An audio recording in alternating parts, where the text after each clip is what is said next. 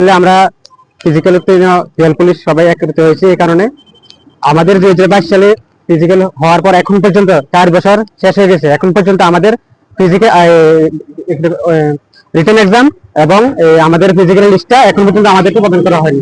আর কতদিন আমরা এখানে আসবো? এই কারাগার থেকে আমাদের হবে হচ্ছে বলে সবসময় আমাদেরকে এই কথাই বলে যায়। আমরা আর কতদিন অপেক্ষা করবো? 4 বছর হয়ে গেছে, আমরা আর কতদিন অপেক্ষা করবো?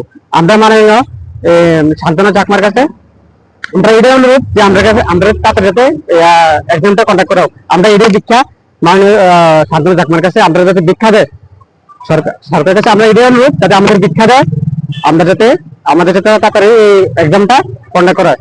আমরা আর কতদিন অপেক্ষা করবো? আমরা বারবার আসি, আমরা কতবার আসবো? আর 4 বছর হয়ে গেছে, আর কতবার আসবো? হাতে থাল নিয়ে কেন? আমরা দীক্ষা যাচ্ছি সরকারের কাছে, আর কতবার আমরা আসবো? 4 বছর হয়ে গেছে। এতবার আস্তে আস্তে তো মানুষ অনেক ক্লান্ত হয়ে যাবে। এখান থেকে হবে হচ্ছে বলে আমাদেরকে আশ্বাস দিচ্ছে, কিন্তু এখন পর্যন্ত কোনো কিছুই করা হয়নি।